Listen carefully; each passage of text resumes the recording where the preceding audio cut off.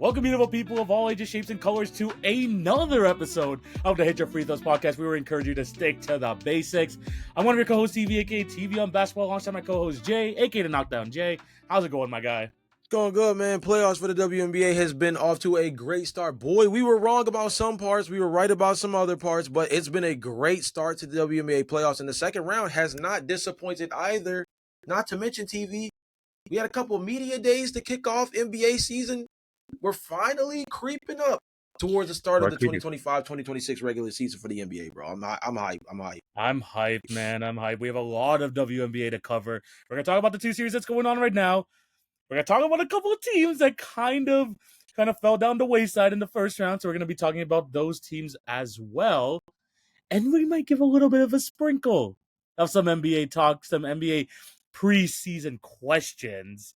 Jay, it's a yearly series at this point. We do the 21 Qs. We try to preview the NBA season the best we can. It should be a good one. And again, we have a bunch of content coming forward. You're going to have a double episode week this week. We have an over-under episode coming out very soon, so be on the lookout for that. That's going to come out a few days after this one. And then the all-time NBA draft, Jay, next week is going to come out. So be on the lookout for that. So it should be a really good week of basketball. A lot of good basketball content here on the Hit Your Free Throws podcast, so be sure to look out for that. But Jay, we have a lot to talk about today. But before we get into that, we do have to plug our socials. Make sure you follow our individual socials at TV on Basketball, at the Knockdown Day. Those links can be found in the description down below. In terms of the Hit Your Free Throws podcast, make sure you follow us on TikTok and Instagram for the best NBA content. That's where you get the picks, the news, the series, the clips, all that good stuff. So make sure you check us out over there. In terms of the YouTube, remember to like, share, and subscribe, and hit the notification bell so you will not miss an episode. And if you're listening on any of on the podcast network, Spotify, Apple, all that good stuff, remember to like, to subscribe, leave us a review, all that good stuff. We appreciate all of y'all's support. Jay, are you ready to get into this? Yeah, bro. The WNBA stuff, we're starting off there. And TV, we have a ton to cover because a lot happened since the last time we recorded.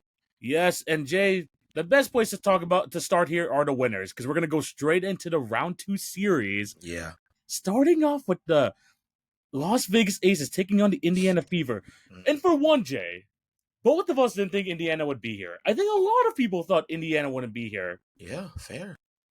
And let it be known that no one, even though we didn't preview the series, no one thought they would be 1-0 up on the Las Vegas Aces behind a 34-point performance from Kelsey Mitchell. Jay, we're going to talk about Kelsey Mitchell and them very soon. We're going to go into the series. But another talking point from this past week, and before we get into the series talk, A'ja Wilson wins MVP. The reason I want to start off here is because, Jay, in the last episode, we talked about, we both had Fee winning MVP. But like I said, I wouldn't be surprised if A'ja wins it, and she freaking, on this 14-game winning streak, takes it from the jaws of defeat. Just your quick reactions. I know you're the guy who's a Fee defender. And she literally, not to take anything away from her, she had a fantastic season. But again, we both had Natasha Collier winning this one.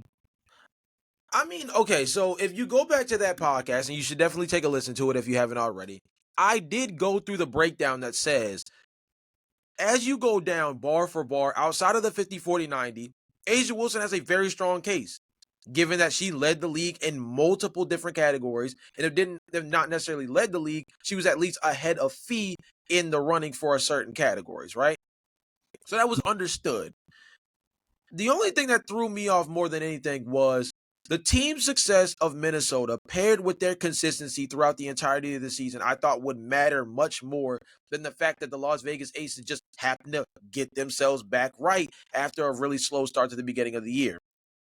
Now, you can make the argument that A'ja Wilson has been consistent the entire year, and the rest of her team was not able to rise to the occasion of what she was bringing to the table. You can make that argument as well. But I would also say that an MVP and what her energy as Napheesa Collier brought to the table permeated throughout that team, and it's created a really strong culture for that squad in a way that they were able to survive games where she was injured, which maybe is part of what knocked down her stake in winning MVP. But I also feel like, in a sense, you could also look at what she did simply when they were on the floor. They were a playoff caliber team when she was injured, but they were solid. But when she was on the floor, they were killing folks. That's the difference. That's a raise in tier, right? You go from this team that's like a middle of the pack, definitely a playoff team, but we're not sure how dangerous you really can be moving forward, to you put feedback in the conversation, and now we're like, oh no, that's a championship squad. That's a tier jump. And for me, I think the other thing that kind of threw me off was we did have a award winner this year, and I know MVP is not the award you want to experiment with, but if there was any year that it felt like it was that kind of close to do like a co-winners pool, which I believe it was for Defensive Player of the Year, if I'm not mistaken, right? Yeah, they did co-one. This feels like a season where, like, we're really splitting hairs here if we're gonna take the trophy just completely away from Fee, from what she was able to do, both as an individual and in terms of their team success. So that's my personal opinion, but also shout out to A'ja Wilson, because at the end of the day, the numbers do say that she was well into the conversation. I just personally thought this was Fee's year. I get it. I know. I 100% get it. But Jay, what does, like, before we go into the series, because shout out to A'ja Wilson again. She deserves it. We thought Fee was going to win, but she deserves it. What I learned about from this MVP race, Jay, is that games played is such. It's not like the NBA, right? Obviously, you have the 65 game threshold. And there's like a 17. There's a 17 game gap between that and 82 games if you're able to play. In a 44 game season, I feel like games played matters a lot more. And this is where, as much as I have Fee winning, she played 32 games. Yeah. And when you look at that, and when you look at least in a percentage way, like, she played 75% of her team's games.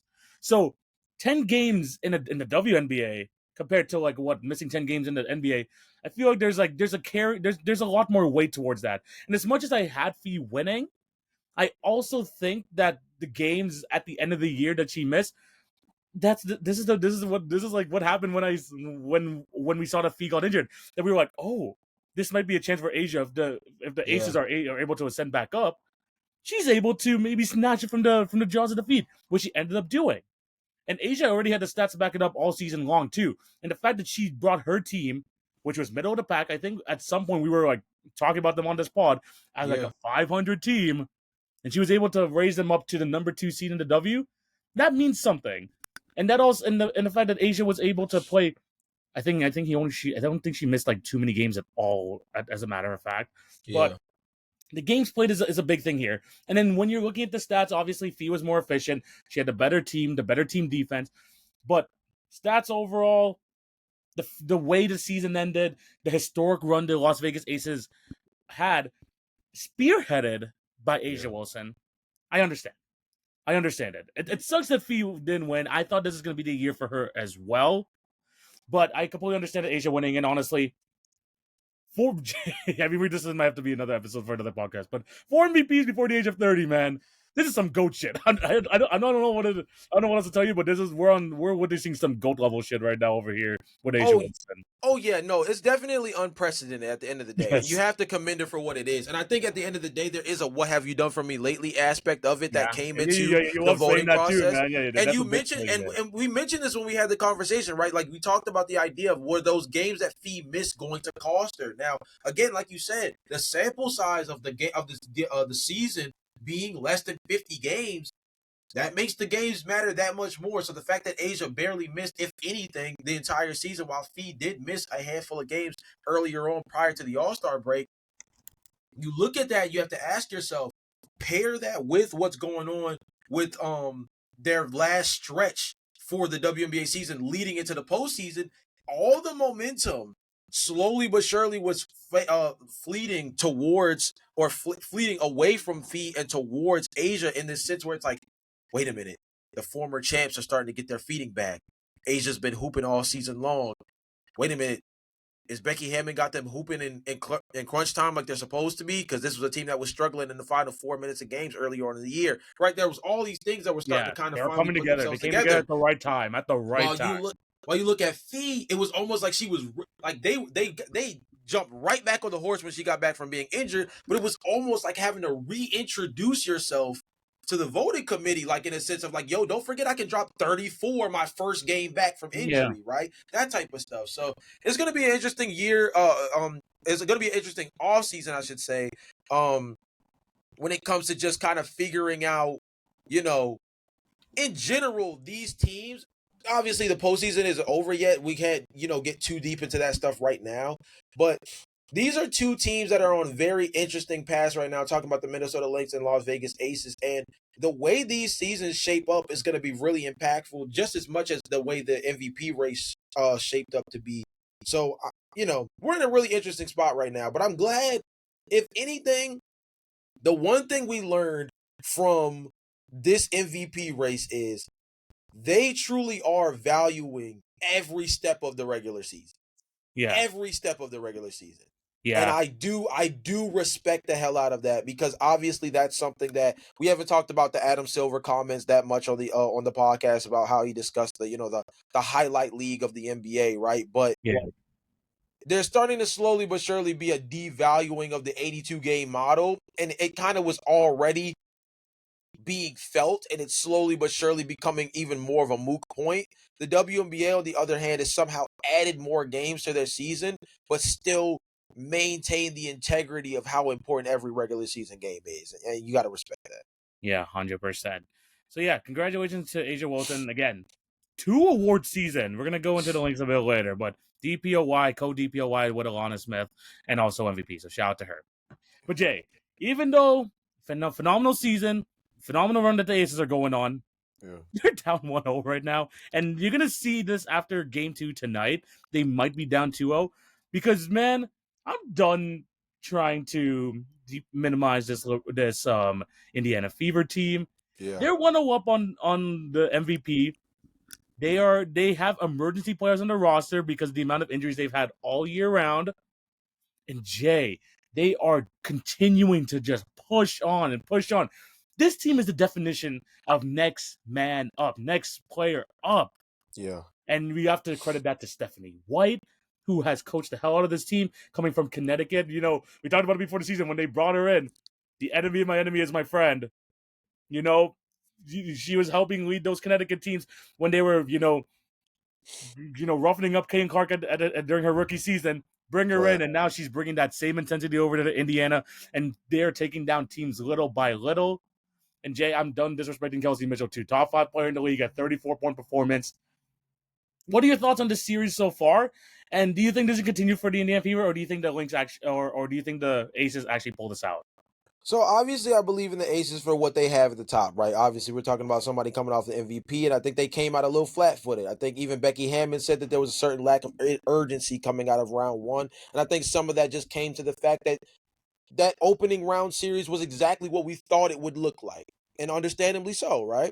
So they come into this next series and they kind of almost underestimate the Indiana Fever, who, as we discussed on the podcast, definitely were not supposed to be here by any means, just given the talent gap and the concerns with their injury situation. But you look at what Indiana was able to do with Kelsey Mitchell as an offensive player, particularly with her being able to get to the free throw line.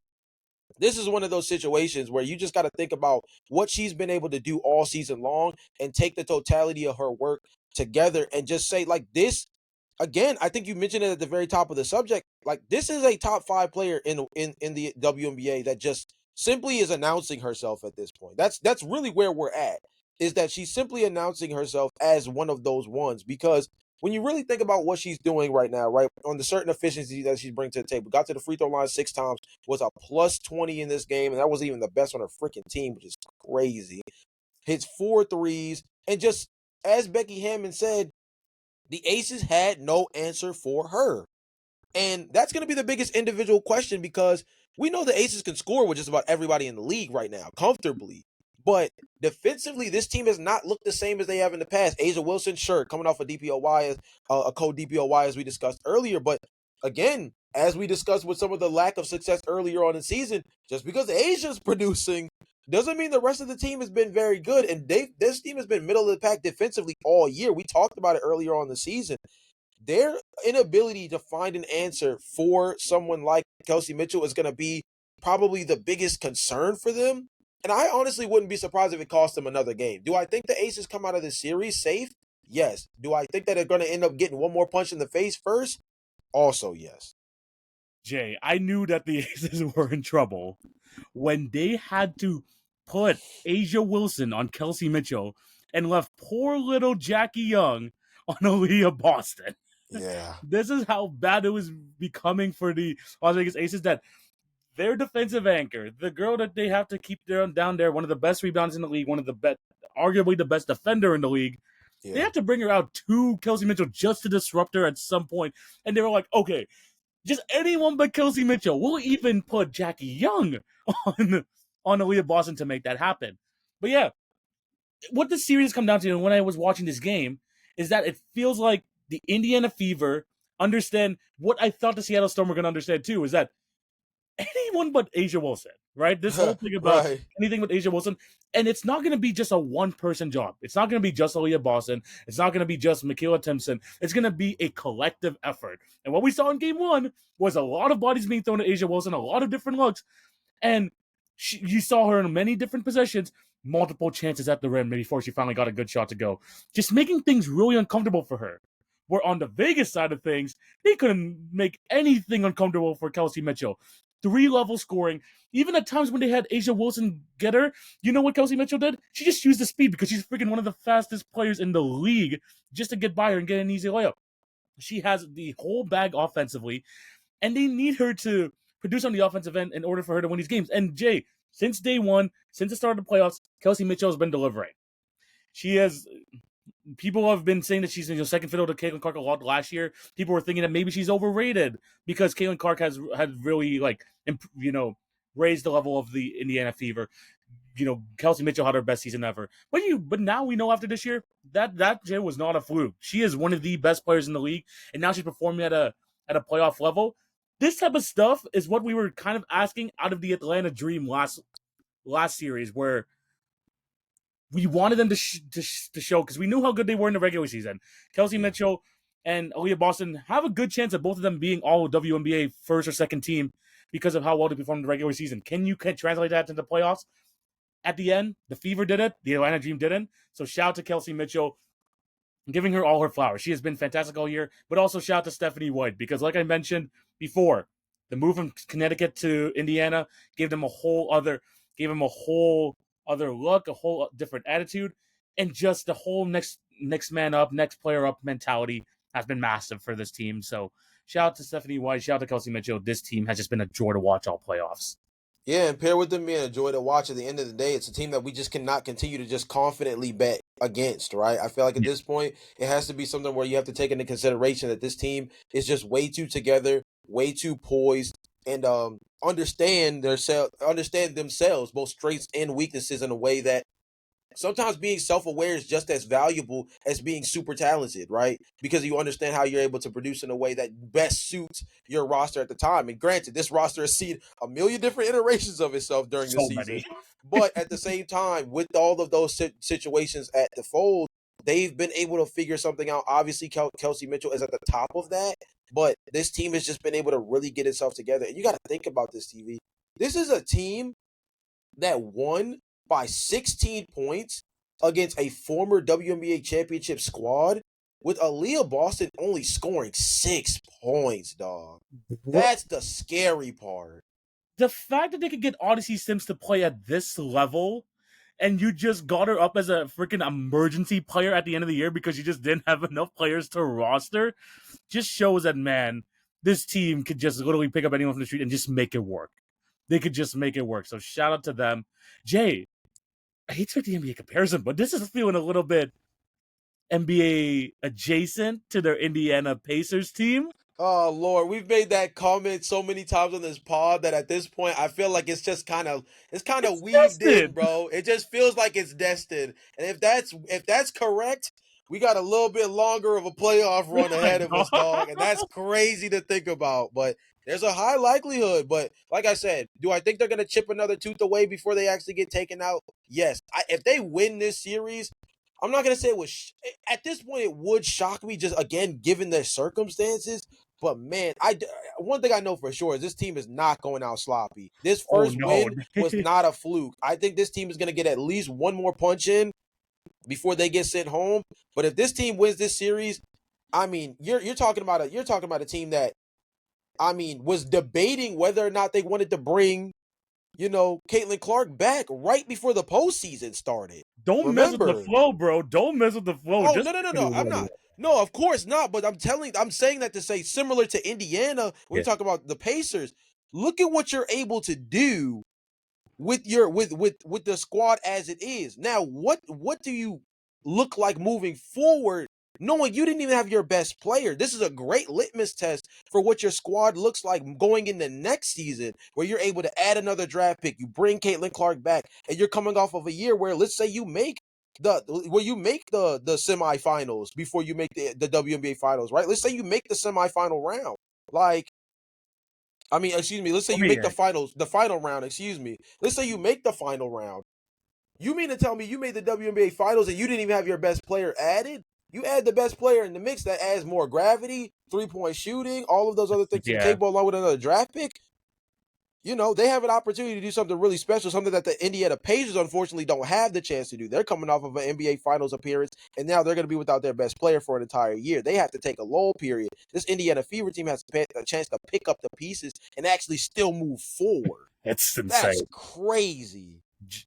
I love saying this on the pod sometimes for certain teams, and I think like when we talk about the season preview at some point that this will come up again, because there's nothing more dangerous than a team with nothing to lose. And this Facts. team has lost everything. Let's be honest. This team has continued to True. lose everything imaginable throughout the season, and they're still performing. And there's nothing to lose. While the Aces, who fought their way just to get back to the second seed, they have the MVP/DPOY. All the pressure's on them. All the pressure's on them to deliver. And the Fever continue to play their game, continue to play as well as they do. I'm excited. Game 2 has so much on the line. If this Fever team goes up 2-0, bro, I don't know how I'm gonna. I don't even know how to freaking predict this anymore. This is gonna be crazy. It's insane. Man, this is a series you just gotta step back. Don't put any money on it anymore. At this If you're point, smart after game one, leave your wallet in your pocket, brother. You do not want to put any bets on these games. Just sit back and enjoy the show because it is great basketball. Just maybe not great for your parlay. 100%. Let's move on to the next series, though, Jay. This series is very interesting, but this one feels like the more star-studded matchup. Obviously, the Fever have been playing great, but they're missing a bunch of their rotation players. This one, we have two pretty healthy teams. Actually, no, they're both are relatively healthy at this point. There's no need to say that. Minnesota Lynx versus the Phoenix Mercury. Game 1 is fantastic, Jay. It was a great back and forth. The Mercury had a fantastic offensive first half. I think they just let this game get away in the final 5 minutes. They were like they were down by 1 with 5 minutes left in the fourth quarter, and they lost by 14 or 13 or whatever it was. They Yeah. just completely fell apart. Jay, 2 for 14 in the fourth quarter. 2 for 14. It was ugly out there, but the Minnesota Lynx continue to do what the Minnesota Lynx does. They get contributions from everyone. They play hard in the defensive end, and we talk about how the WNBA changes a lot from year to year, Jay, with the rosters just constantly changing with these short contracts and stuff. Yeah. The Minnesota Lynx basically brought back their entire roster, and the chemistry shows. They're looking just as good, man. How do you feel about the series? Yeah, I mean, at the end of the day, Minnesota did what they needed to do. They got the contributions from the top players that they needed to. And the funny part about it is you do this in a situation where Nafisa Collier didn't even have to be your top performer of the night, right? Courtney Williams, we talked about Exactly. her off the pod, was one of the top performers in the game. I think she actually led all scorers. Yes, led all scorers with 23 points. Insane. On both ends, too. On both ends, Yes. she was I fantastic. was just going to say 7 assists, 8 rebounds, 5 steals. 5 of the team's 7 steals. For context, the Phoenix Mercury had 6 steals as a team. 16 steals as 6 steals as a team. Courtney Williams had 5 by herself. I think the other thing that just is kind of unprecedented when you look at the Phoenix Mercury, 25 minutes off the bench from DeWanna Bonner, goose egg off 4 shots.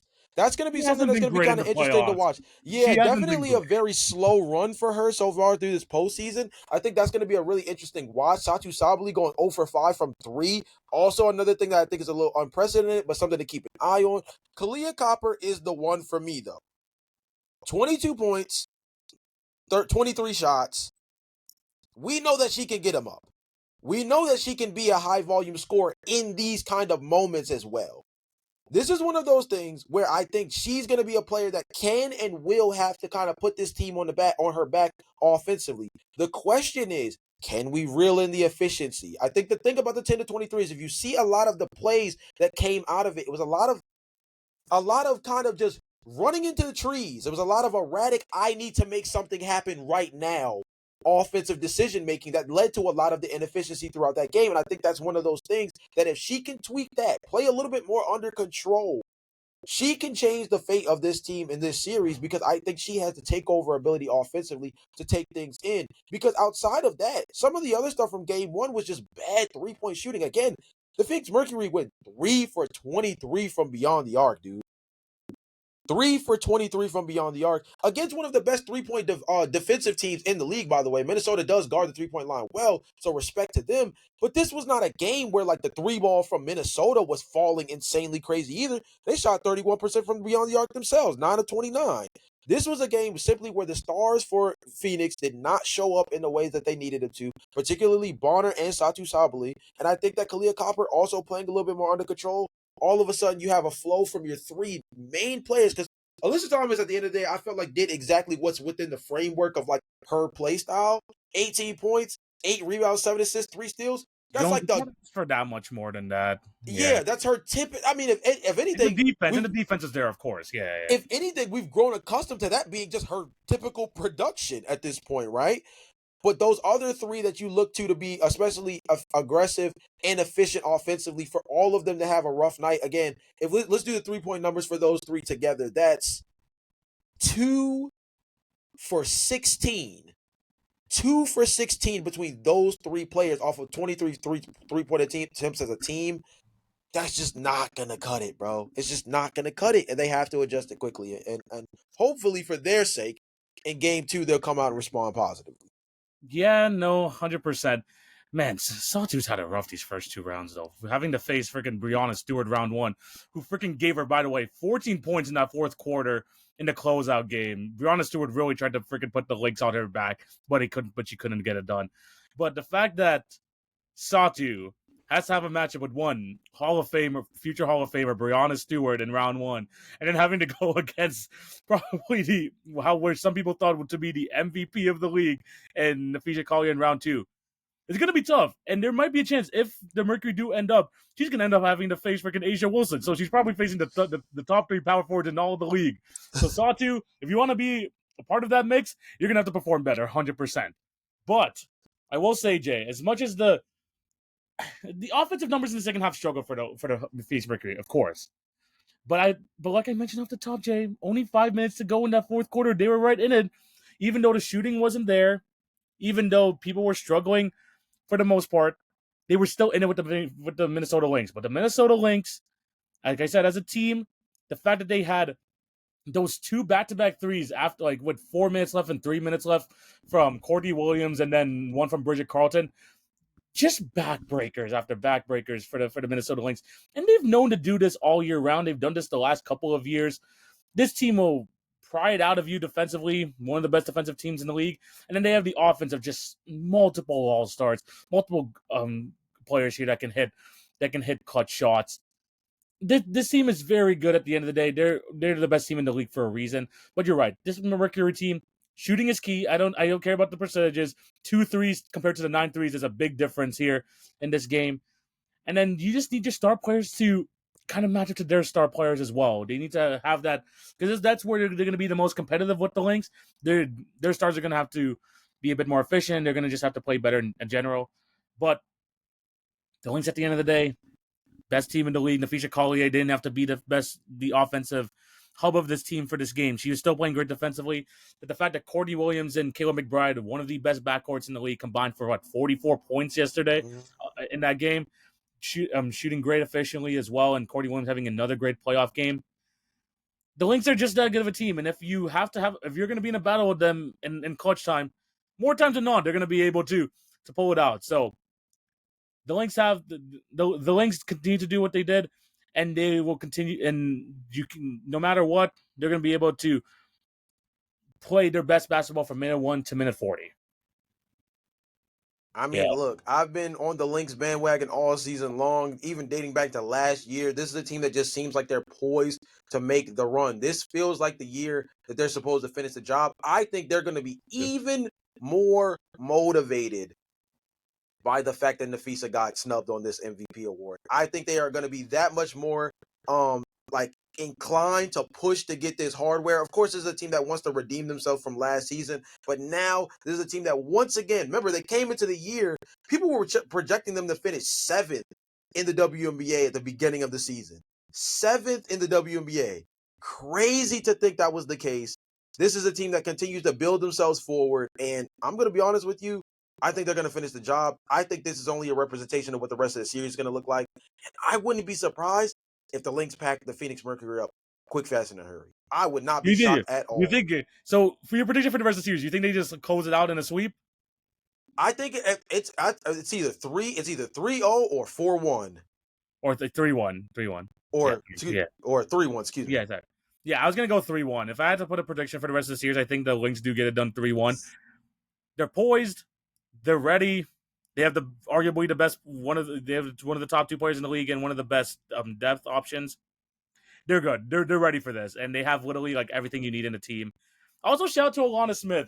I don't know, Jay, if you remember during the All-Star break, I was pushing for Alana Smith to be a freaking All-Star this Yeah. past year. I'm glad she. Some people might say, "Oh, Pt.1, yada yada yada." Shout out to her, best Yeah. defense in the league. She's been a freaking anchor of that all season long. I'm glad Alana Smith is getting her flowers. Remember, this girl was cut from the Indiana Fever back in 2022. Yeah. And now she's back here. Now she's been here, one of the best defensive centers in the league. Man, this like she's finally getting her flowers, and I just want to shout her out. She's been great. Obviously, Asia very well deserved as well. But the fact that Alana Smith won a code DPOY, I'm happy to see her getting at least her recognition in terms of, especially on the defensive end. She's been awesome these last 2 years. Again, I agree with you completely. I feel like it's funny. You kind of called it earlier on. You're like, you need to pay attention to Alana Smith early. This was earlier on the season saying, like, pay attention. She is putting in real work defensively. She has been a tone setter for this team. It's showing up at the right time. And right now, it could be one of those things that helps kind of put this team over the top. Don't get me wrong. At the end of the day, they are, quite well situated across the board, right? We talked about this being one of the best starting 5/7 to 8 man rotations in the WNBA by far, but Alana Smith gives them a completely different element, especially with what she does defensively, high level rebounder. And I'm just glad that she got her flowers in general, because again, this is a player that was, staring at a completely different career trajectory just 2 years ago, and now is on a team that has a chance to win a championship and do She's a so as like and she's a arguably one of the 3 most important players on the team. 100%. I'm super glad for her. Again, congratulations to Asia as well. But co-DPOYs for the first time in WNBA history for Defensive Player of the Year. So shout out to Alana Smith as well. Jay, again, if you have any thoughts on the WNBA playoffs, let us know your thoughts down below. Time to move on to these next topics, Jay, because there's some teams that went out, and there's a lot of question marks with these teams going forward. Firstly, the defending champion New York Liberty. Obviously, probably second to the Indiana Fever. Had to go through a crap ton of injuries, Jay, throughout this year. Jonquil Jones, like, having to miss time, like, earlier on in the season. Sabrina missing a good chunk of games. Breonna Stewart basically playing on 2 sprained MCLs, which is crazy to think about. But they tried getting healthy for the end of the year. You could tell that, they were, battered and bruised, and they ran up against a really good Phoenix Mercury team. But in the end, they lost game 3. And now it feels like there might be a lot of changes coming, because Jonquil Jones is not guaranteed for next year. Stewie said she's staying, which is good for the Liberty. But they also let go of Sandy Brindello, who was the coach for them during their championship year, brought them their first championship in franchise history. And after a year of getting out the first round, she's out of there. Jay, what does this outlook look like for the Liberty? Do you think they can bounce back, be in the same position next year, or do you foresee some change coming? This is a team that obviously is going through a little bit of a crisis, because now they're being held to a certain standard that they weren't a year ago, right? A year ago, there was the certain aspect of like, they should get it done from a talent perspective, given that they bring in Stewie, you bring in Jonquil Jones, you add it to Sabrina Ionescu, you had Bettina Laney Hamilton at the time as a player that was like very productive within your starting five, right? And now you position yourself even further. You pick up Mieseman, who we talked about a ton towards the back half of the She WNBA barely trade deadline. played in that final game too. Like I was disappointed that she didn't get more run.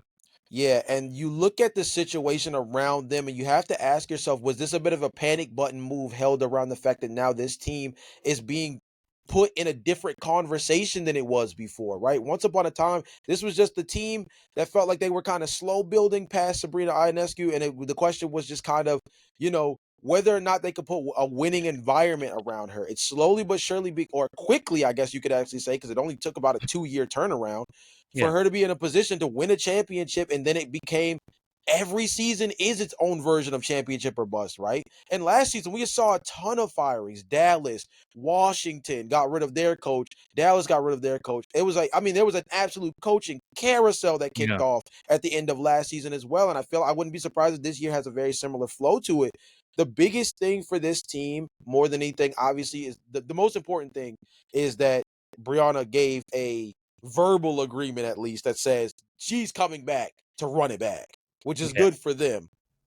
The Jonquel Jones element is very important because TV, I think you mentioned this off pause, so I'll kind of let you rock with it and explain your thoughts around it itself. But the biggest question is whether or not her redundancy with Brianna Stewart is enough of a luxury that it almost is actually a detriment, right? One of those things where they almost get into each other's way to a certain extent, and it limits the offense and the defense to a certain extent, where maybe they actually do need to consider letting her walk with a chance to maybe potentially sign somebody who fits what they're trying to do moving forward a little bit more. Maybe they need another high-level three-point shooter. Maybe they need a little bit more financial space to open up for a Sophie Cunningham type of player, right? Someone of that ilk who can help spread the floor a little bit more, right?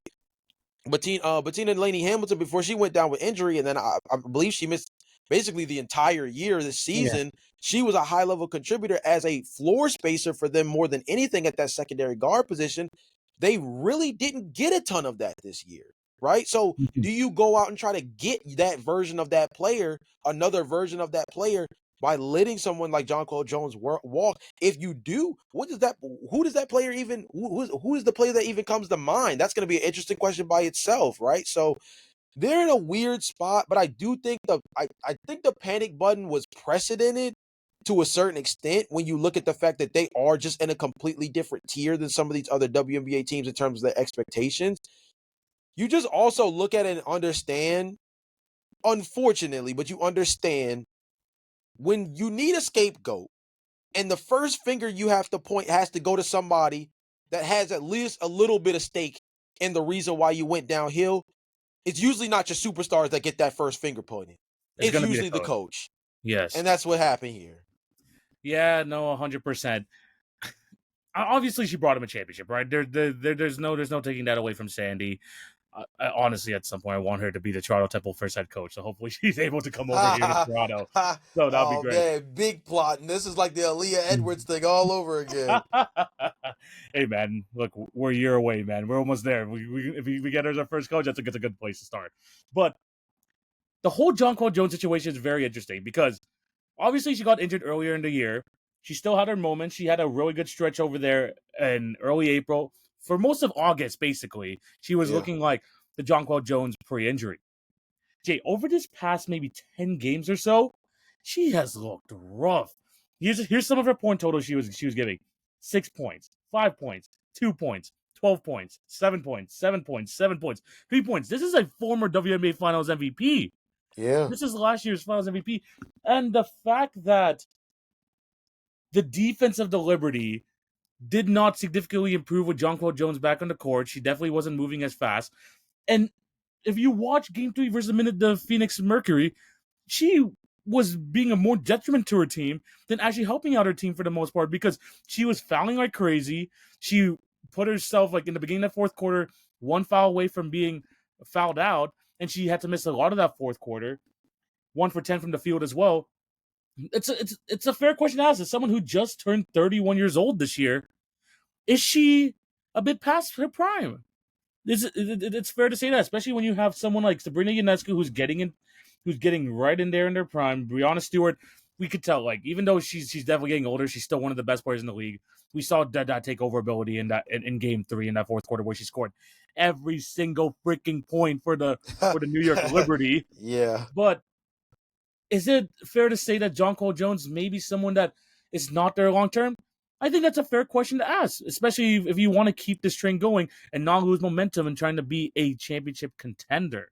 Yeah. Now, do I think that's something that they're going to just do this offseason because of the final 10 games of the season? No, I think they still see that she could be a very helpful, one of the best centers in the league still.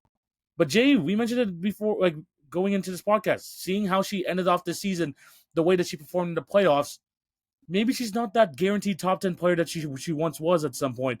And that's fair to question her future on this team going forward because they want to continue to be in the mix and you don't want to like hold on for things for too long. Maybe she still has a bit of that, gravitas from being the Finals MVP the year prior. Maybe they can move on from her, but it's to say that she's like not untouchable as she was in the past. I think that's fair to say.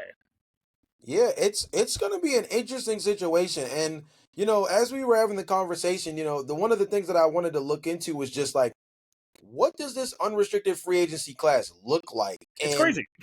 it's easily one of the most nutcase groups I've Crazy. ever seen. Like, this is actually insane. Now, This is what happens when you're in a CBA year. This is what happens when you're in a CBA year. Now, obviously, we know a handful of these players are kind of auto going back to their team. Like, Nafisa Collier and Asia Wilson are free agents in this class. Like, that's pretty nuts, right? But at the same time, brother. But at the same time, let's go back to the shot creating perimeter player that we were mentioning, right? Obviously, Kelsey Mitchell, interesting option here. Kalia Copper, interesting option here. Arike Agumba-Wale, interesting conversation to have there when you talk about what they may be looking for in the perimeter. There's a handful of different players that could be really interesting to take a look at for them. I would not be surprised if maybe they did take into consideration the fact that, like, again, the past the prime situation with someone, like I said, the respect level is there for someone of Jonquel Jones's stature in the WNBA. But you do have to wonder when you're building forward like this. Again, Sabrina is young also, by the way. Very youthful within her own career. To be honest, it doesn't seem like she's slowing down any as well. This is a team that does need to keep building in the forward direction, right? This is a team that also from an expectation standpoint, clearly based off the coach firing, is not looking to find themselves standing stagnant at any. They don't have any rebuild year type of situations, set for them at the moment. They've been bad for quite some time before Sabrina showed up, and they don't want to really look back anytime soon, right? So it's a big question to see what they decide to do with her. But obviously, I think Jonquel Jones is going to be one of the biggest question marks of the offseason because, like, she's one of those players that could be a difference maker on the right team, just maybe not this one. Yeah. That's the thing, too. I mean, there's going to be an influx of money, which is a big thing here, too. So you're going to have a lot of wiggle room. Jay, we thought that last offseason that we seen a lot of moves. Wait till this offseason starts, Jay. There's gonna be moves out the wazoo for the amount of the amount of places people are going. And plus you have 2 extra teams coming in as well, filling out the extra roster spots. The WNBA is gonna look completely different here. So the fact that you can have these conversations, it's not just a testament to like this team wanting to stay together after that championship last year, like you mentioned. It's just the landscape of the WNBA at this point. You're gonna have to like make some changes here and there, and that's gonna be definitely interesting to see. And the Liberty are gonna be one of those teams, Jay, as one of those marquee destinations to look at. So they're gonna have a pick of the litter of a lot of the players there. So it just depends on like if Jonquel Jones is gonna be part of that future. It's gonna be interesting to see. Yeah. It's gonna be super interesting. But yeah, let us know your thoughts on the Liberty down below. This feels like they want to be still in title contention. Obviously, you got Sabrina and Brianna wanting to come back. Who do you think they should be able to target? That's going to be something that's going to be very, very interesting to hear. But Jay, the other last team we want to talk about before we move on to start of the 21 Qs, Jay, this is Atlanta Dream. I feel like this has to be talked about because we had them winning this series pretty comfortably. I don't think maybe we should have gave Indiana maybe a game. We've seen how scrappy they are throughout the entire year. Maybe we underestimated that. But it's not. I don't think it's unfair to say that this Atlanta Dream is probably the most talented it's been in a hot minute. They have the defensive acumen. They have the offensive acumen. They have an all probably a top 4 MVP candidate in Alicia Gray. I don't think it was fair for us to say that they were the heavy favorites in the series, and they lost. Yeah. They lost after having a career season, after being heavy favorites. They ended up losing, and they are out of the first round. And we thought that they won, and we said that this could be a good time for them to really raise their playoff caliber, their the way that the media and the public view them. And they pulled Jay. What would we say? A Cleveland Cavaliers and just go out in one of the early rounds. I wasn't gonna be the one because I'm usually the one throwing the Cleveland Cavaliers strays, but I know. Hey, I do it too because you do mention that a lot. But yeah, I want to throw it over to you. Where did the Atlanta team go from here? Because I feel like they are still a very talented, a pretty young team, but this is definitely a disappointing end to what was a fantastic year for them. All I'm saying is my starting point guard put her life on the line in a closeout game. She had 12 rebounds in a closeout game. My two bigs that we signed this summer, Brianna Jones, Brittany Griner, you combined for 7 rebounds. That was all Brianna, bro. And they're all Briannas. Thank you, TV, for snitching about what the headline is. And they're all Brianna's rebounds. I was gonna say that's some ESPN type that's some ESPN type headline saying 7 rebounds combined, but then you have one player with 0. Come on, man. That's to me, the biggest thing that was left on the table here. And don't get me wrong, Ryan Howard could have produced a little bit more throughout this postseason. She had a quite the sloppy run in round 1. Quite the sloppy run. But the internal, man, they got beat in a situation that with better rim defense doesn't happen. Just period, point blank. Just doesn't happen. You positioned yourself to be a more physical basketball team. That was the headline of the decision to bring in Griner and Jones this summer, was to add to your rim protection, because that was the biggest thing hurting you the season prior, was that you were basically leading a highway to the basket with no real rim defender the season prior. And it was one of the reasons why the Atlanta Dream were one of the worst defenses in the league in 2023-2024. You address it. And in the biggest moment, it didn't show up. That's that moment in that situation with Aaliyah Boston. That's what you do that signing for. She was so open.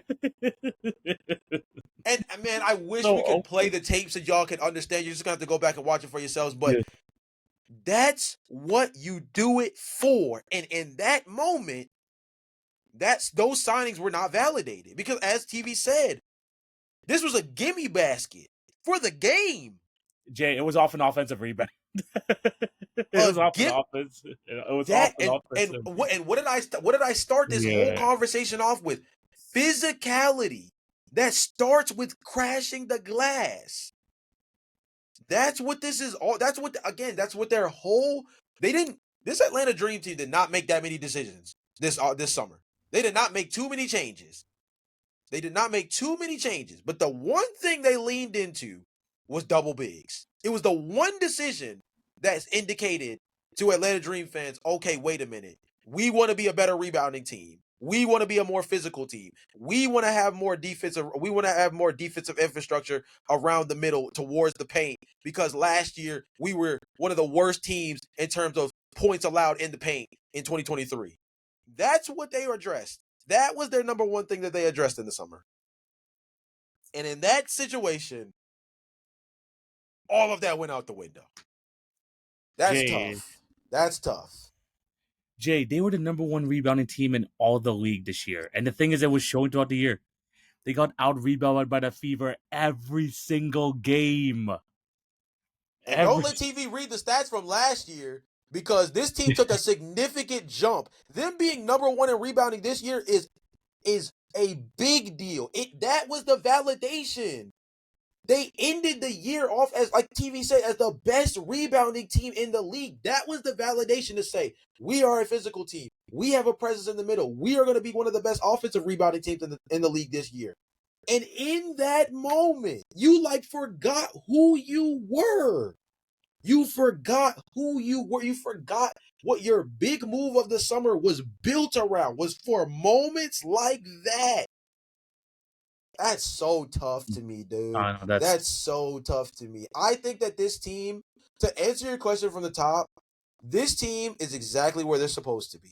Could they use another perimeter shot creator? Sure. But this team did everything they were supposed to do.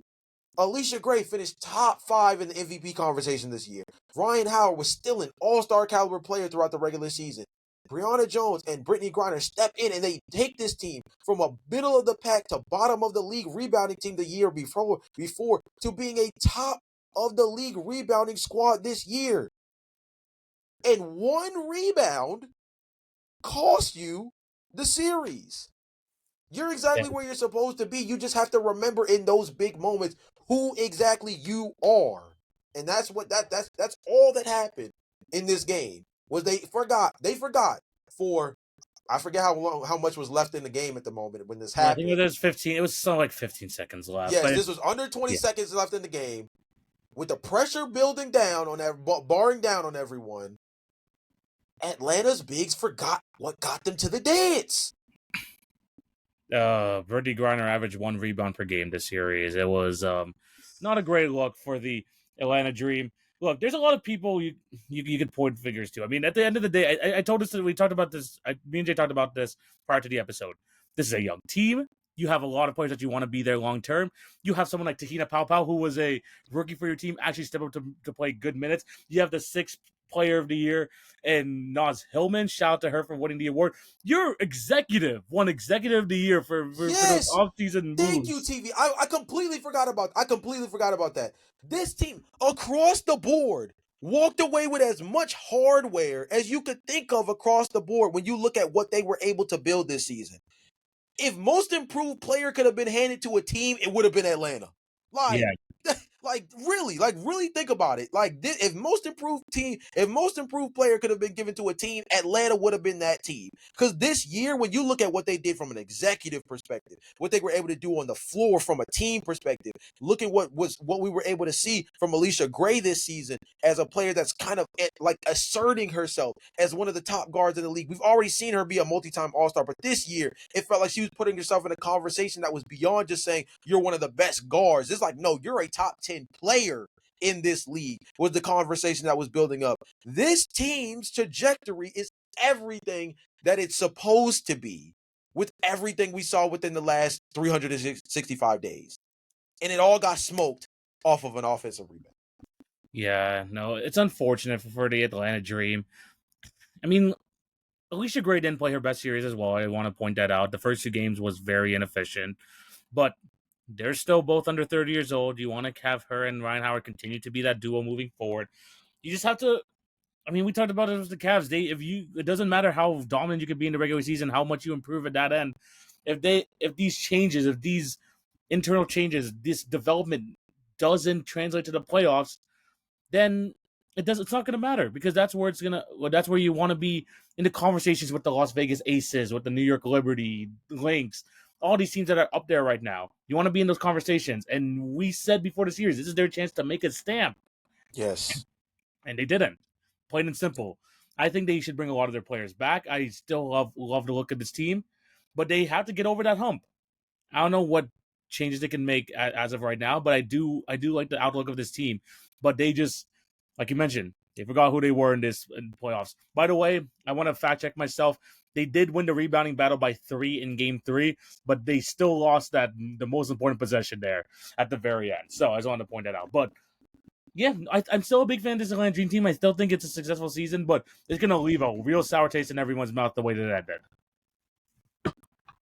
Man, I'm passionate about this team. And for anybody that doesn't know, as a guy that's from Georgia, I secretly root for every Atlanta-based team in every sport. And this is a team that I've been so high on this season, and I was pushing for Alicia Gray, obviously outside of the most improved player race. We discussed that on the podcast where I felt like she's just been a steady model of consistency, Yeah, over the last all year. handful of years. But Yeah, I for sure. still felt like she was in that conversation for a player that like obviously should be all WNBA first team.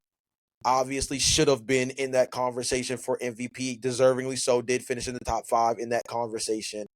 And you just hate to see it go out like that. Obviously, no one wants their season to end off of a final basket, to close things out. You lose in such a heartbreaking fashion. But at the same time, man, it's just like this team, as TV mentioned a handful of times, the pieces are there, and it's gonna be very interesting to see in a summer where we're destined for a real shakeup, just given the circumstance. As TV mentioned before, had another expansion team. Obviously, the Golden State Valkyries are coming off of a strong season, so now they might be a little bit more marketable as a team Yeah. that's interesting for free agents to want to go to. Right, these different conversations start to perk up. It's gonna be one of the talks of the town to see what Atlanta's able to do, given the fact that all the pieces are there for them to be this solid squad. And it seems like all of a sudden this goes from like one of their best years in recent memory to like a blown season, all off of one possession. But we'll have to Yeah, see. We'll have to see. we'll have to see. I'm excited for what they have to do next year, but just unfortunate the way things end there for Atlanta Dream. They're still young. They still got some time. Just hopefully they get to keep this core together. But man, that was a rough one at the end there. But maybe that loss might age well. This Fever team is looking good right now. But we'll have to wait and see. We'll have to wait and see for sure. But yeah, those are our thoughts on the WNBA as of right now. Some of the teams that lost, the current playoff situation. Let us know your thoughts down below. Jay, we got some time here. I feel we should talk a little bit of some NBA basketball. Like you mentioned, media day just started. I've seen freaking Michael Porter Jr. already in his Brooklyn Nets jersey talking about how he spends $250 a day on Uber. Man, this man doesn't know when to stop talking about in this offseason. Shout out to Michael Porter Jr. But Jay, we do this as a yearly tradition. The 21 Qs are back, Jay. And we're going to be asking questions leading up to the season about how we feel about certain teams. Like I mentioned, we're going to have the over-under episodes pretty soon. We're going to have the Eastern Conference over-unders very shortly later on this week, so be on the lookout for that. But we're going to start with, Jay, I'm going to ask you some questions. We're going to try and answer both of them. Let's see how much we can get done on this episode today. But we're going to try and do some questions. There's a little bit of preview of what to expect in the NBA season this year. We're going to ask some good ones, some good fill in the blanks, all that good stuff. Are you ready for this, Jay? How excited are you to talk about some NBA basketball? Man, I'm just glad we're really locking into what we're going to see on the floor this season. I'm so excited to see opening night. We got to wait a little bit longer, but we got preseason basketball starting up this weekend. And look, I've never been more hyped for a preseason game, but I just miss NBA basketball so much. So let's get right into it, man. Let's get right into it. Let's see what question I want to start at hard here for you, Jay. You know what? What team right now is the hardest to predict when you look at this entire league? Who is the hardest to predict? The team that's the hardest to predict to me is a team that I feel like is always going to be in question every single year. And it's because they haven't set any different kind of precedent than what we're used to, which is the Indiana Pacers. Even without Tyrese Halliburton, you're going to tell me this team is not going to finish in the top 8 in the Eastern Conference? There's no way. This team is going to make the playoffs. Pascal Siakam, with being their best player, is going to lead them to 45 to 50 wins. They're going to float around the 5 to 6 seed. Just take notes here because it's going to happen. It happens every single year with this. I saw this team with Victor Oladipo as their best player be a 4 seed in a year where they thought they were cooked. In a year where people thought they were cooked. They took LeBron James to 7 games that year.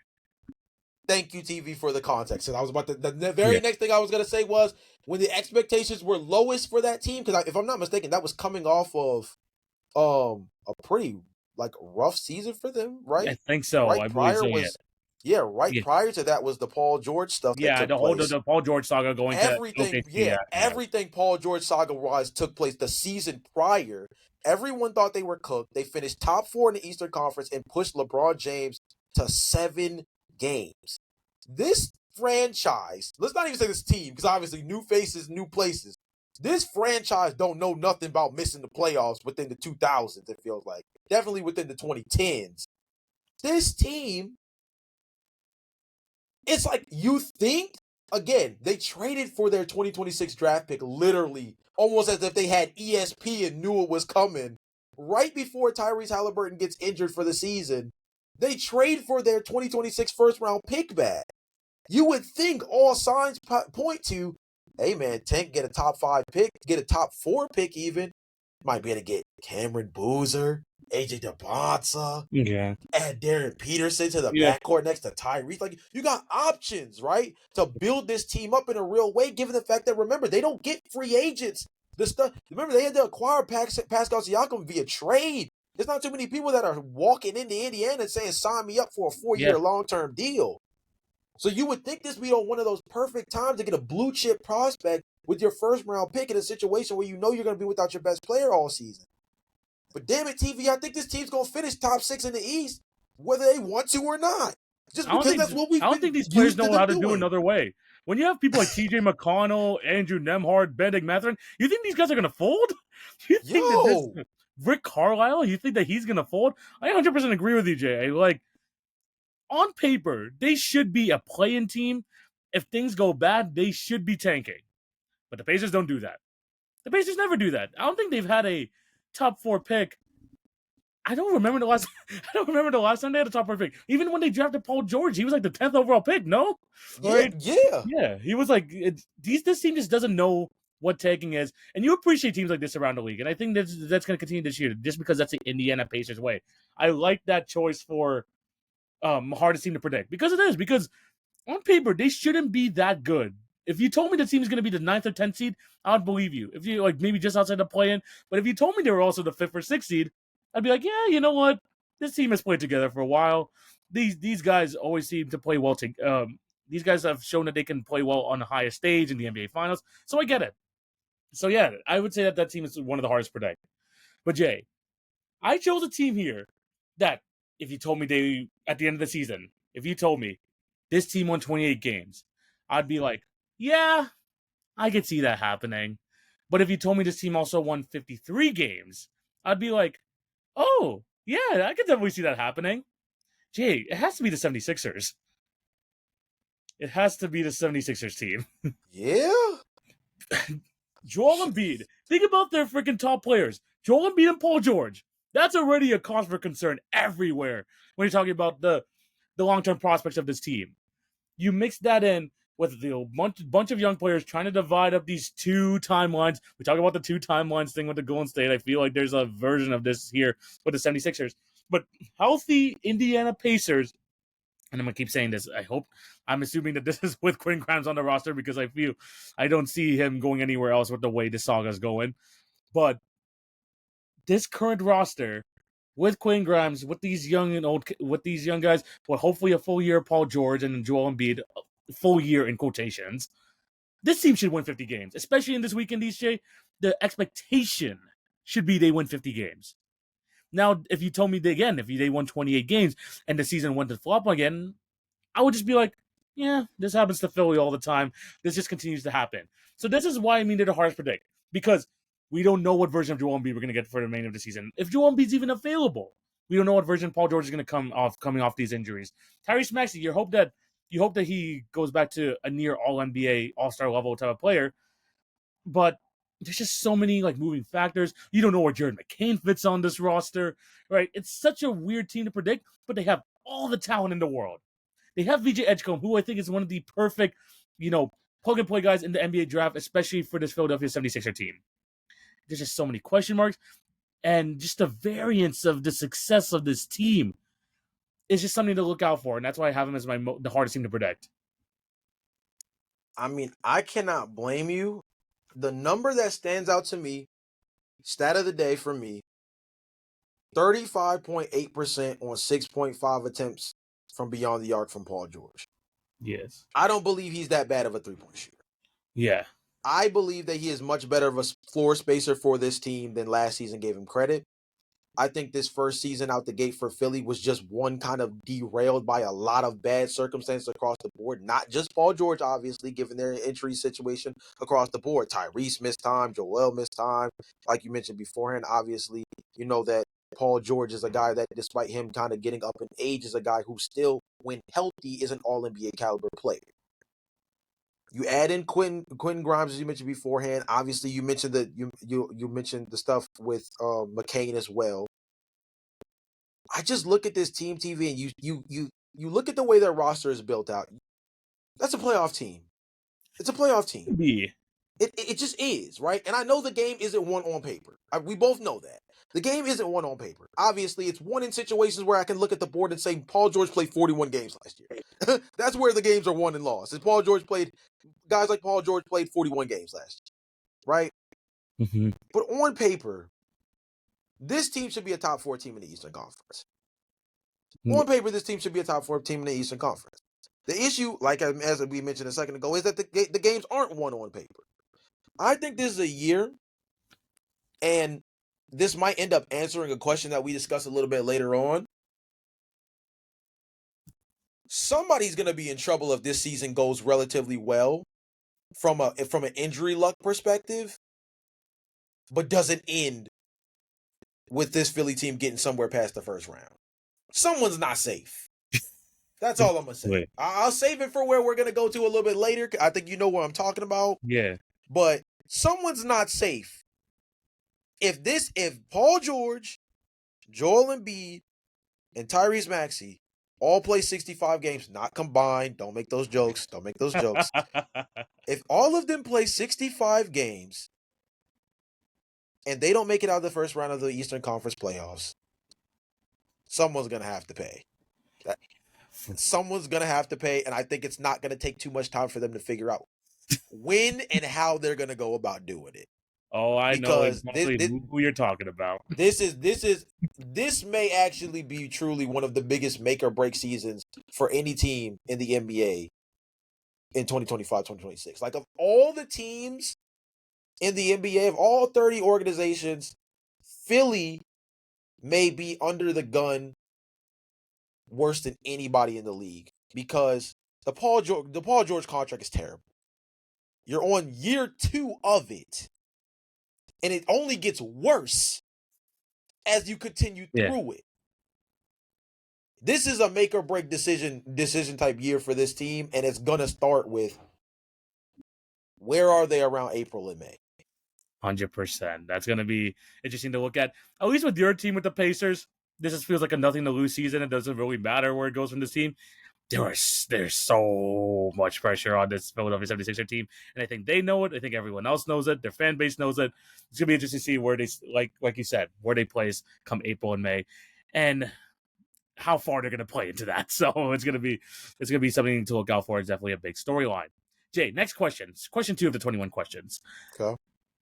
Who will make their first All-Star team this year? There's obviously, I have a feeling that both of us might go into the East this one, because there's a lot of openings for first-time All-Star opportunities. Maybe there's someone in the West that you've seen. Who knows? But who do you think makes their first All-Star team this year? The easy answer for me is Franz Wagner for the Orlando Magic. He's kind of the answer that comes to mind first, given the fact that the Orlando Magic are a team that everybody seems to be projecting as like the 3rd or 4th best team in the Eastern Conference, behind the Knicks and the Cleveland Cavaliers in the regular season this upcoming year. There's a lot of models that are saying that the Orlando Magic are set to win 50 games, given the fact that they went 41-41 last year with Franz, Jalen Suggs, Wendell Carter missed time, Paolo missed time.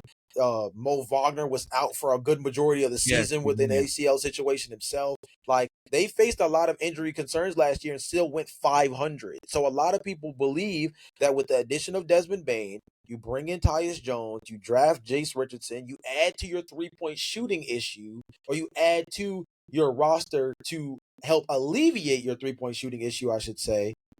If you have Paolo and you have Franz and you have Desmond, and you have an All-NBA caliber defender in Jalen Suggs, if the 3-point shooting goes up, this team is going to be top 3, top 4 in the East. And usually those teams get a lot of conversations for the All-Stars.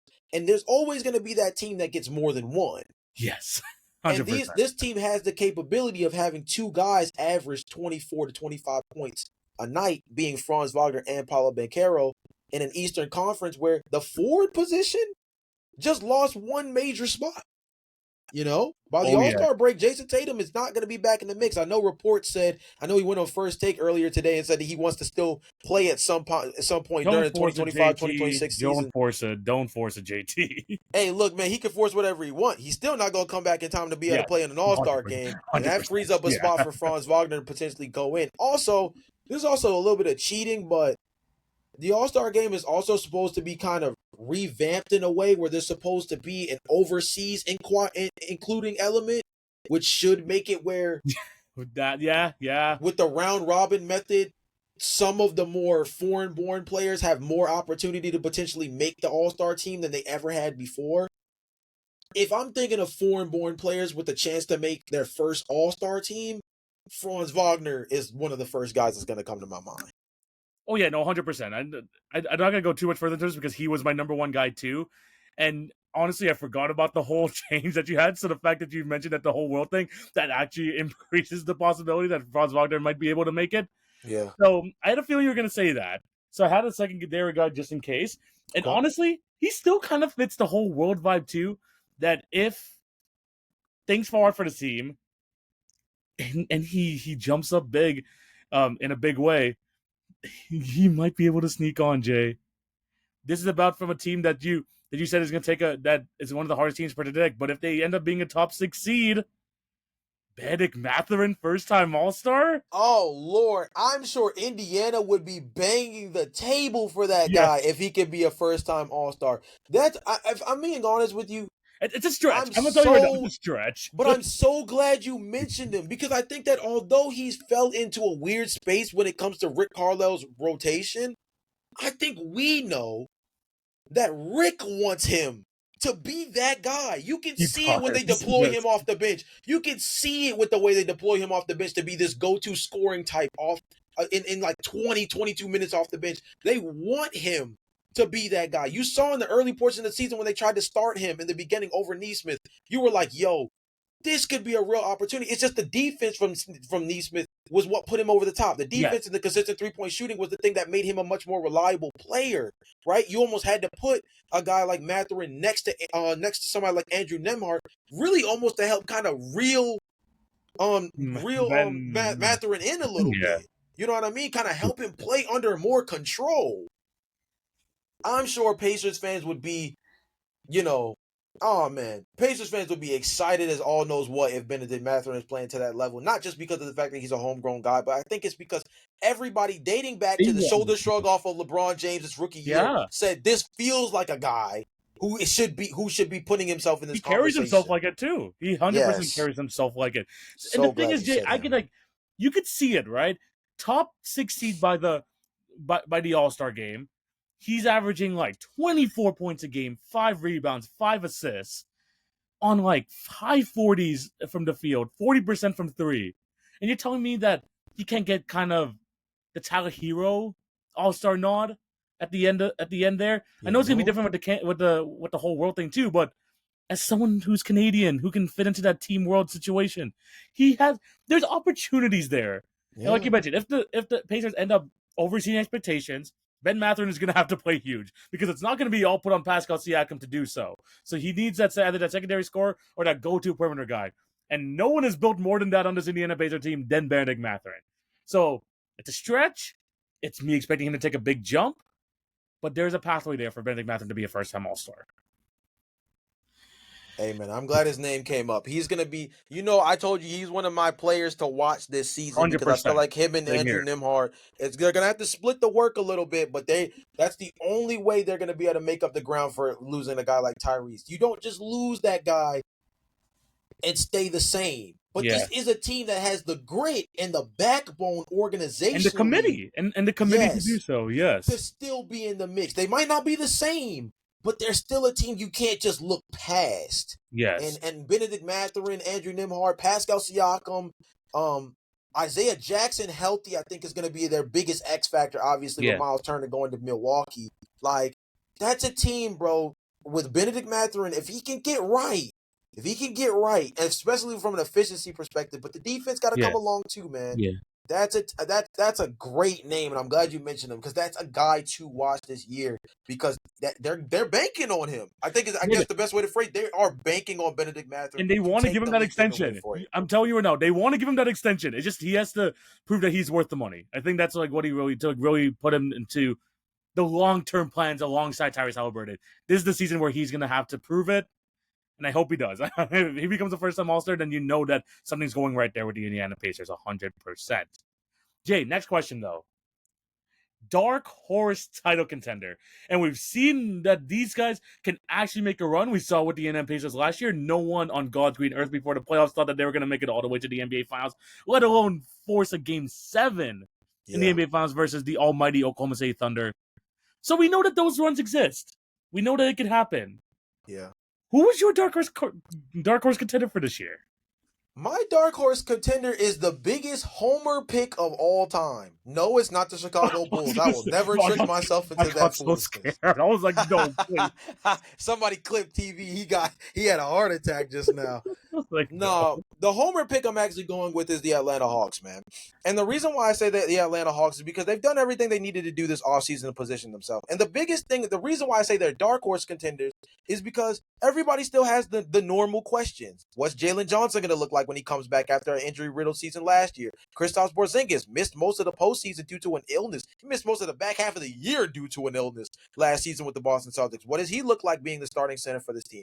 Trae Young has not been given an extension from the Atlanta Hawks and is going to be an unrestricted free agent this upcoming summer if a deal is not done. There's a ton of questions people continue to ask about the structure of this Atlanta Hawks team. Let me tell you something about this team, bro.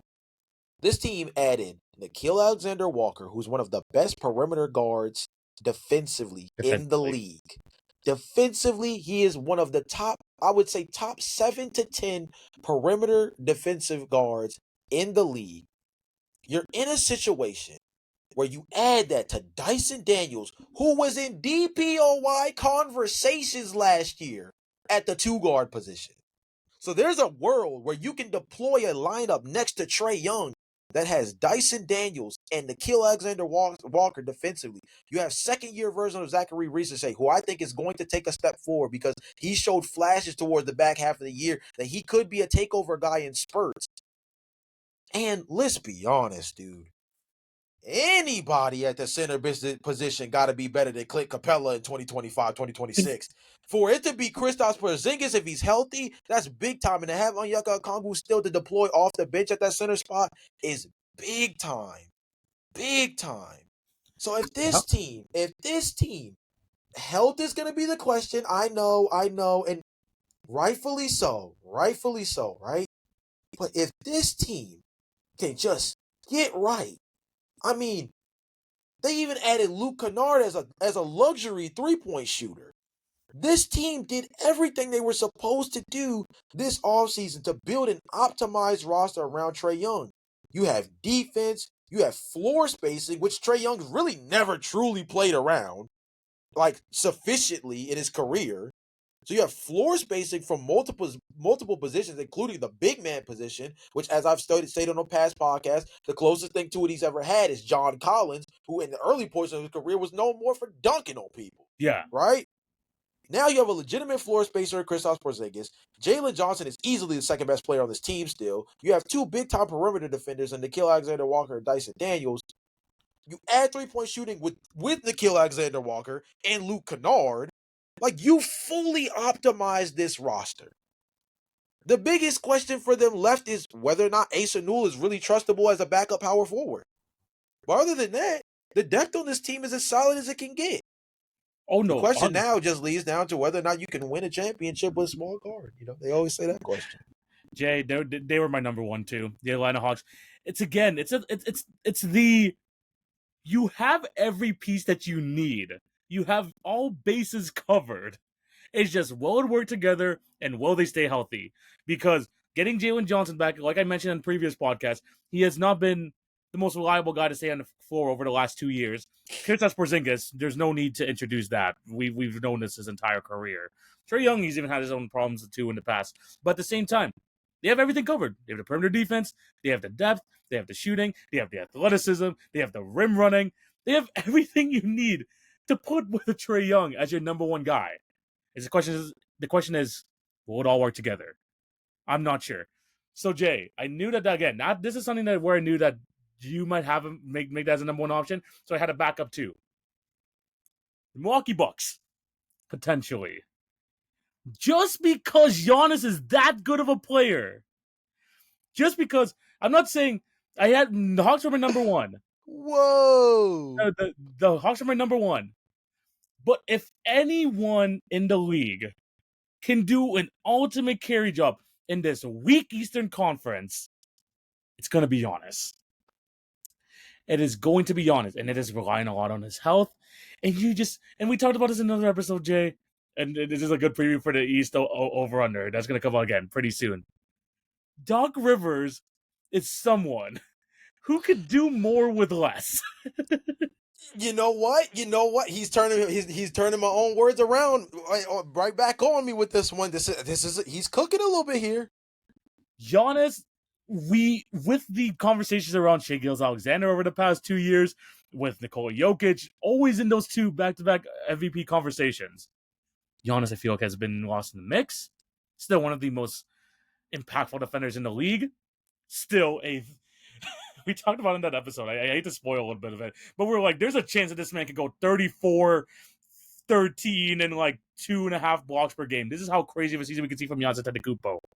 And in this weak Eastern Conference, no one is going to be as impactful as Giannis Antetokounmpo. Now, is the rest of the team going to follow suit? Adding Miles Turner. Cole Anthony's going to ask to play a big-time backup role as a point guard. Kyle Kuzma, can you please be... I know it's asking a lot. But if anyone could do a carry job as a one-man team and the other guys just fall into place, it's Giannis Antetokounmpo. So on star power alone, you have a decent coach in there who can hopefully build up the rest of these guys. Crazier things have happened. TV, I'm going to be honest with you. No, they haven't. I'm going to be honest with you. I'm going to tell you the truth. You know what? Not at all, TV. I'm going to be real with you. Dark horse content. Hey, I said the Hawks are my number one. I just want to put someone else. No. Totally fair. But TV, okay, we're clipping this one for sure. TV, if the Giannis Antetokounmpo led Milwaukee Bucks. I said this on the preview. I'm gonna snitch this because now I gotta build on it off of this. If the Giannis Antetokounmpo led Milwaukee Bucks with Kevin Porter Jr. as their starting point guard, wins 50+ games, and makes a postseason run, first of all, write Giannis's name on the MVP trophy like last year and give it to him in the future so that we know that it was already reserved for him in the past. Number one. Number two, if he wins a championship with Kevin Porter Jr. as his lead point guard and Kyle Kuzma as his second level perimeter shot scoring creator,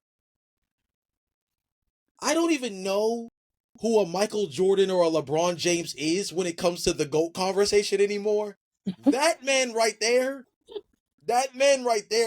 single-handedly slayed a GOAT and sacrificed it to the basketball gods in his name in vain at that point, if they win a championship. Strong inference not enough? If the Milwaukee Bucks win a championship in a year where you are inadvertently, by the power of the worst cap trap move I've ever seen in NBA history, you will be paying Miles Turner inadvertently $50 million, essentially, for the fact that you had to use the situation with Damian Lillard in order to manipulate yourself into getting Miles Turner.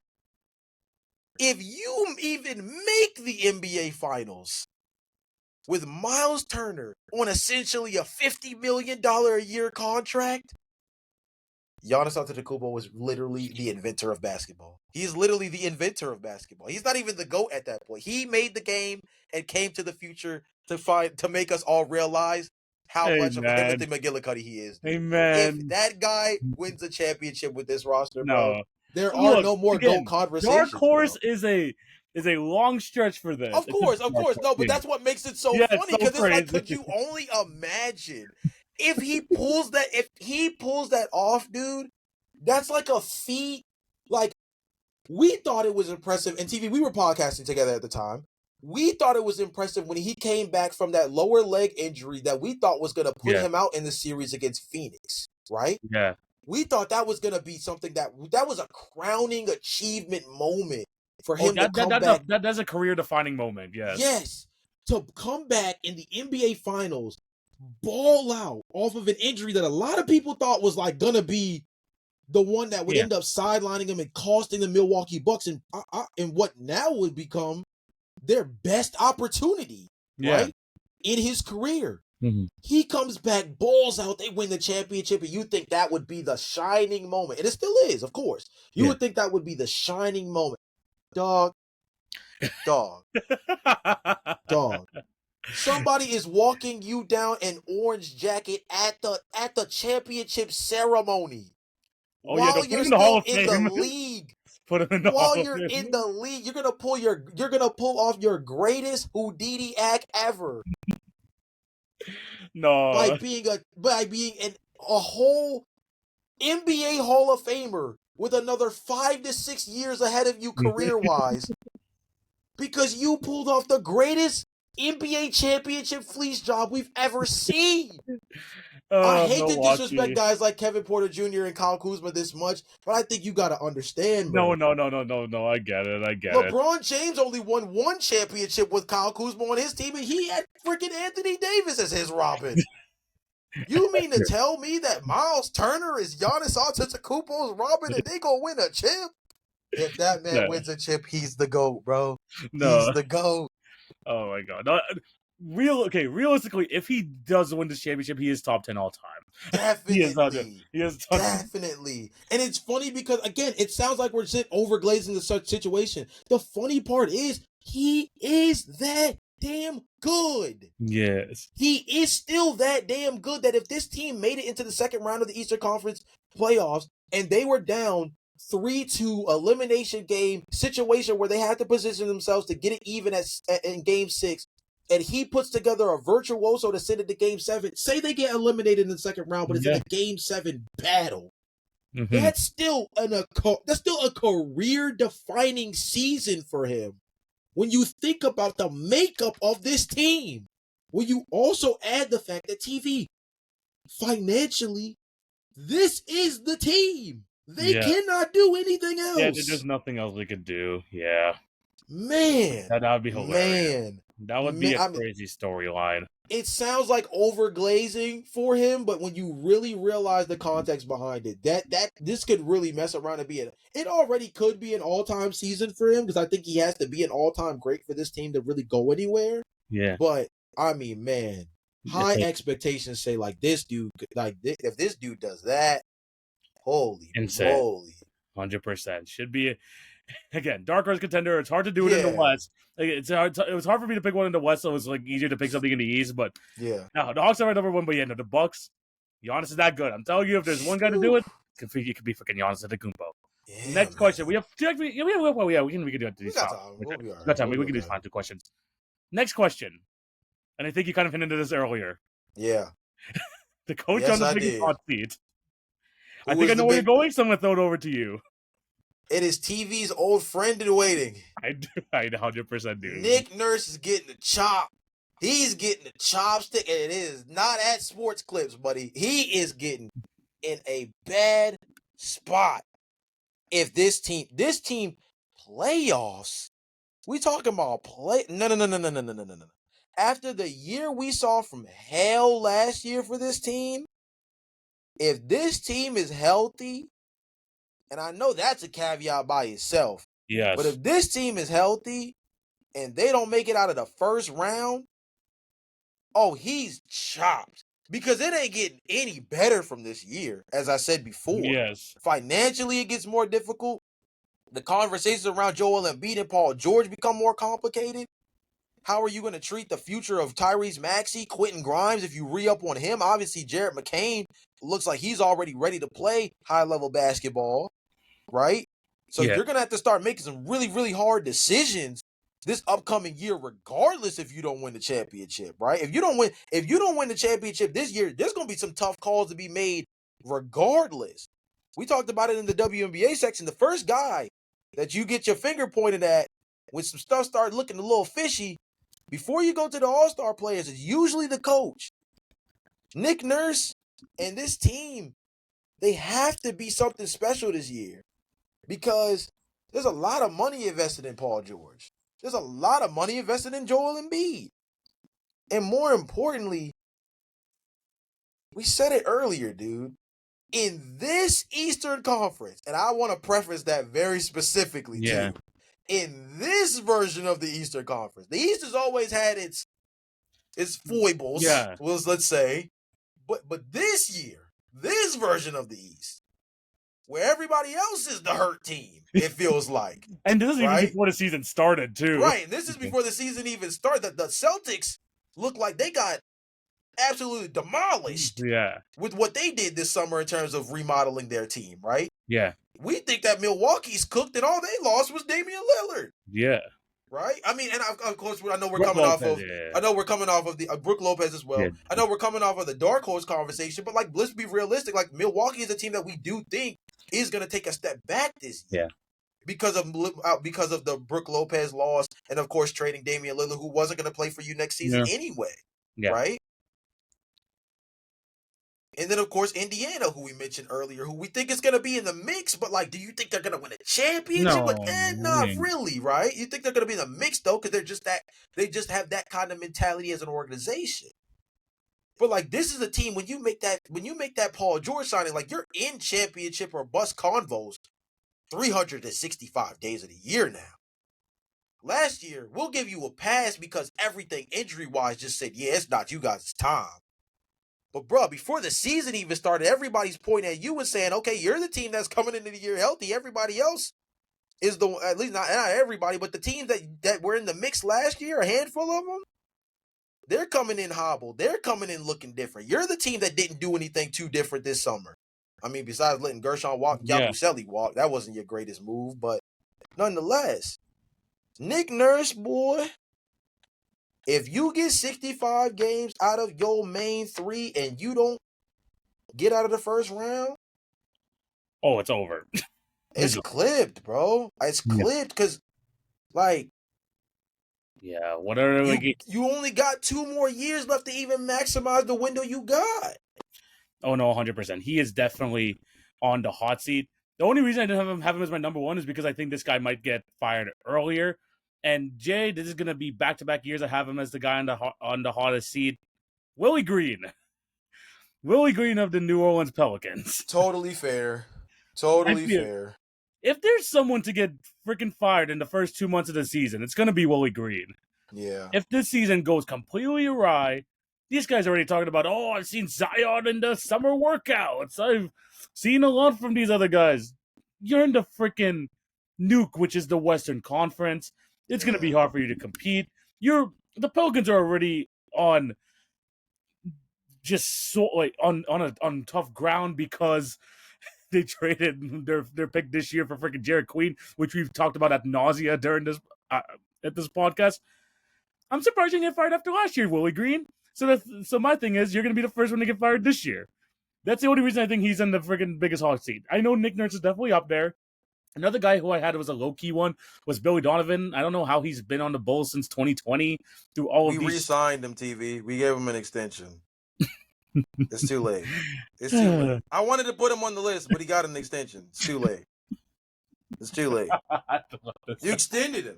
You can't do. You literally you can't. What do you do? How has he been with the team since 2020? That surprises the heck out of me. But mine's Willie Green.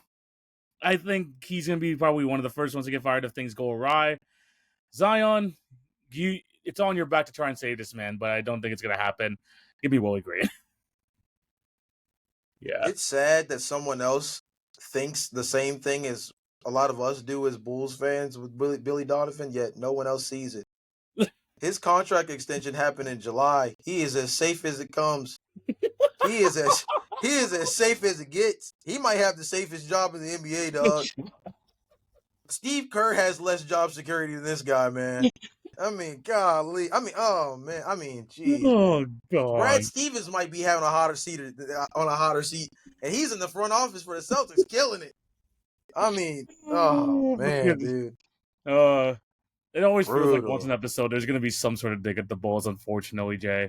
It's just And brutal, Billy Donovan. dog. Honestly, I'm looking at here now. Yeah, how did he get that extension? All right, let's move on to the next one. Let's move on to the next question, the final question of the episode. Dude. This is interesting because Fred VanVleet just the other day got announced that he's going to be out for the season with an ACL injury. So Yeah. maybe the decision has been made for us. But Jay, it's funny because the question is here: which sophomore is taking the biggest jump this year? I know everyone's looking at this rookie class. Everyone's hyped for this rookie class. Last year's class wasn't as hyped up, but a lot of them look like solid players going into the league. But which one's going to take the biggest jump, Jay? In your opinion? I mean, the nasty part about it is this class is very questionable. It's Obviously, questionable, right? but Very at the same time, questionable. I think there's going to be a lot of like long-term players in this league with some of It's these going to be guys. some guys who definitely stick. Yeah. The Bulls fan in me says it's Montas's time, right? Obviously, they just gave who shall not be named 4 years, 80 million. If you know, Patrick you know. They Williams, call yeah. him the Paul. I don't, but they call him the Paul. But in a weird way, the answer feels kind of obvious, and then in a sense, not all in the same realm, right? So my answer is Alex Sarr. And the reason why is because I think he did everything you kind of wanted out of him last year from a developmental standpoint.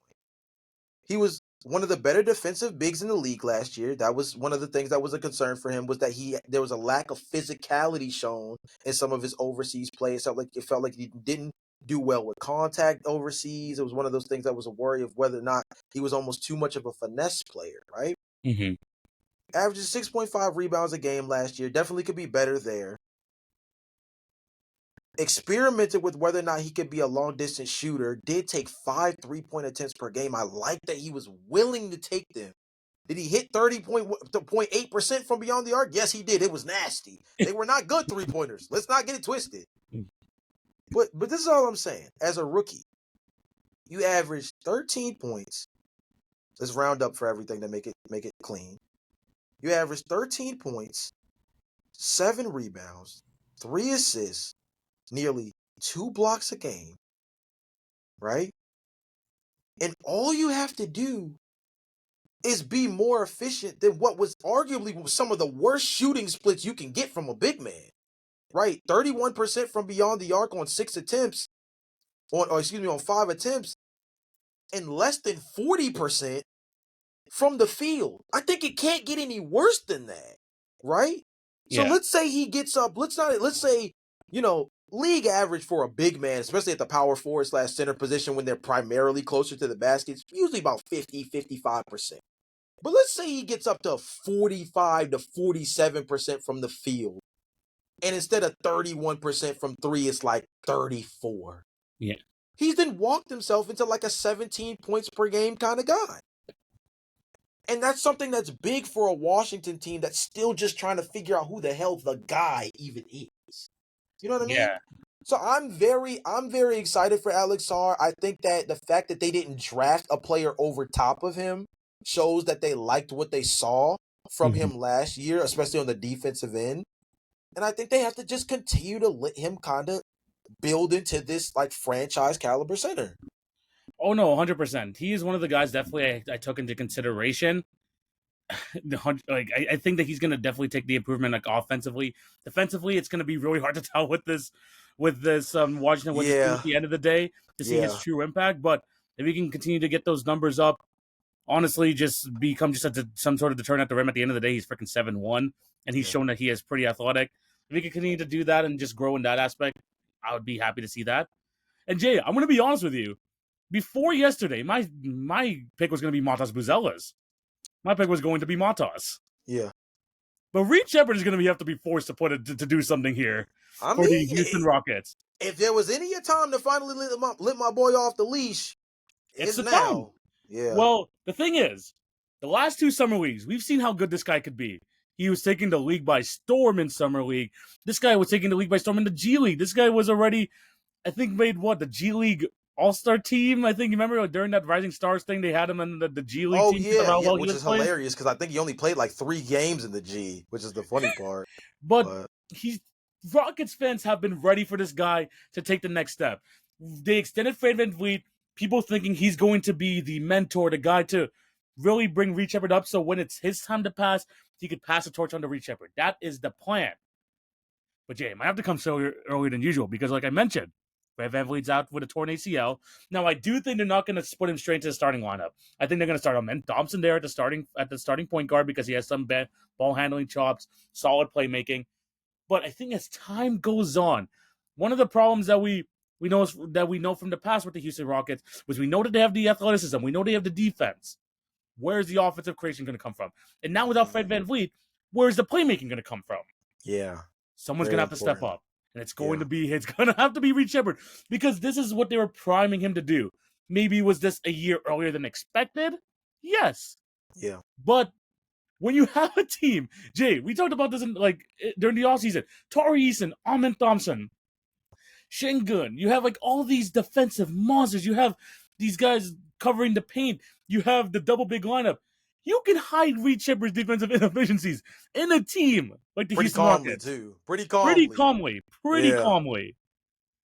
You're going to have to find some just true playmaking somewhere. I think it's going to have to be Reed Shepard. Do I think it's going to be some crazy numbers? No. But if he can give you a cool 12-7, 12-8 to kind of fill up for some Fred VanVleet stuff, you know that Fred VanVleet does a lot more, especially on the leadership end. But if he can do that and be a starting point guard going to the playoffs that you're comfortable with, alongside all these other athletes and the scoring addition that you have in Kevin Durant, I think that's a real successful season for someone like a Reed Shepard. I totally agree. Nothing asking for too much.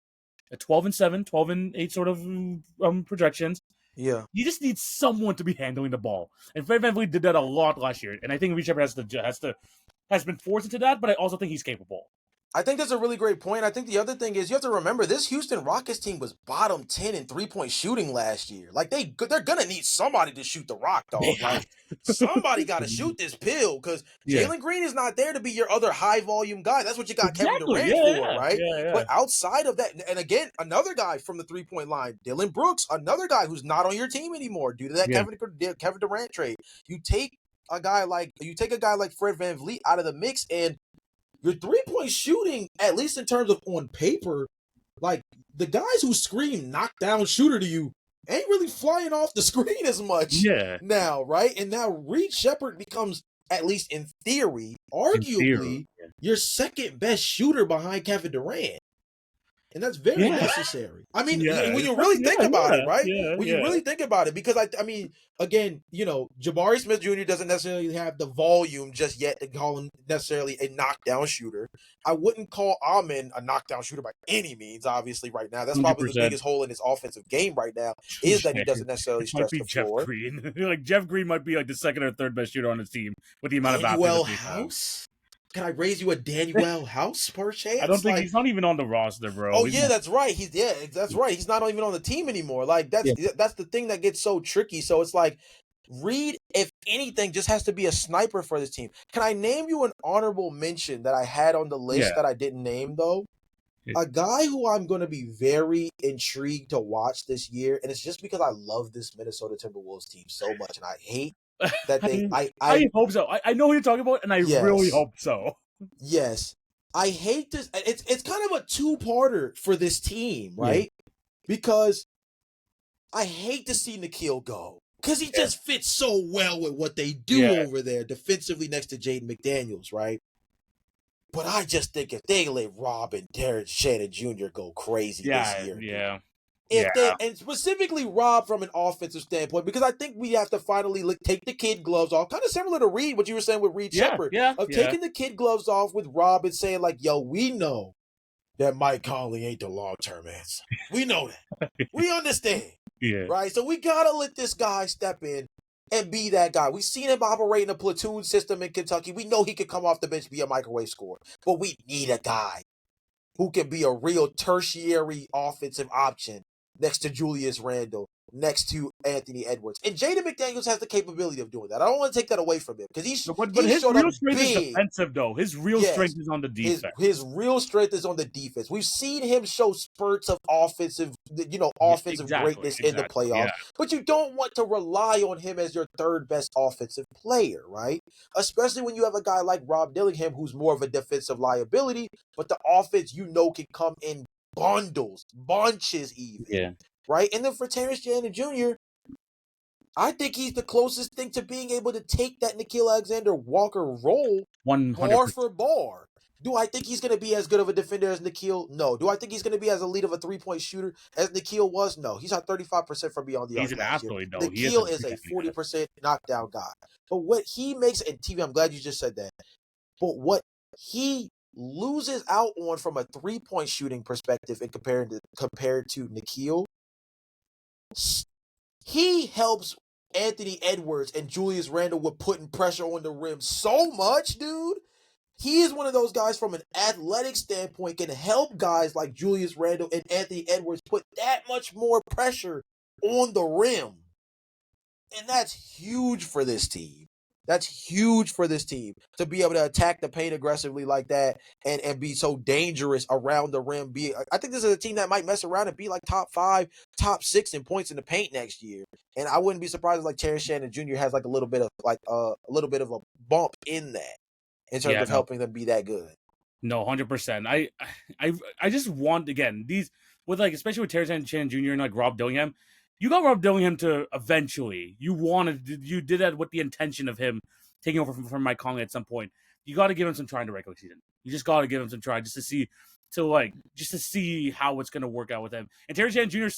we saw it in the end of the playoff run at the end of last season that he's ready to take that step and be a contributing piece to the rotation on a regular basis. So I'm glad that he's finally getting the opportunity too. So those two guys are definitely someone to look at. We mentioned again Matas. We mentioned Reed Shepard. We mentioned Alex Sarr. Let us know who you guys think down below. Out of all of these guys, maybe someone that we didn't mention too. I mean, there's still the Zach Edey's of the world. Maybe Reece Shashay gets, better looks now with like the more revamped Atlanta Hawks team. We want to hear your thoughts on this down below. But Jay, that's the first 5 questions of the 21. We talked WNBA playoffs. It's been a fantastic episode. Thank you guys for watching. What do you have to say to these beautiful people before we sign out? Hey, man, double upload this week. We're going to probably lock into some more NBA stuff, obviously. WNBA playoffs is also progressing as we go along. We're going to try to be as tapped into that as humanly possible. Yeah. It's crazy to think that we are only a few days away from full NBA Media Day being unleashed. As you mentioned beforehand, obviously the Nets, Knicks, and a handful of other teams have already kind of started to congregate to their overseas play for the preseason.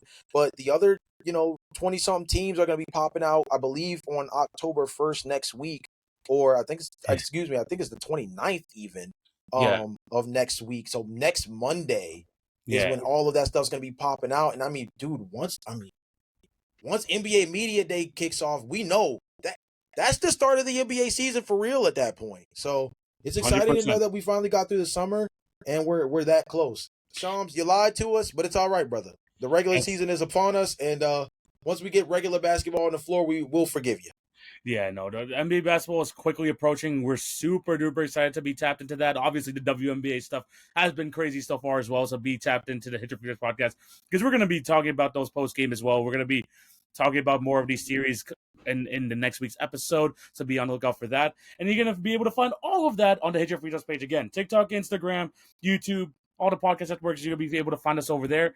We'll be back later on this week with the Over-Under Eastern Conference episode, so be on the lookout for that. We have the All-Star, we have the All-Time Draft coming out next week. We just have a bunch of content, Jay, and we're super excited to be pumping it out for you in the near future, so be tapped into the Hit Your Feelers podcast. But yeah, it's been an awesome episode. Thank you guys for watching. Hope you all have a fantastic day. This is TV. This is Jay. We're signing out. Peace.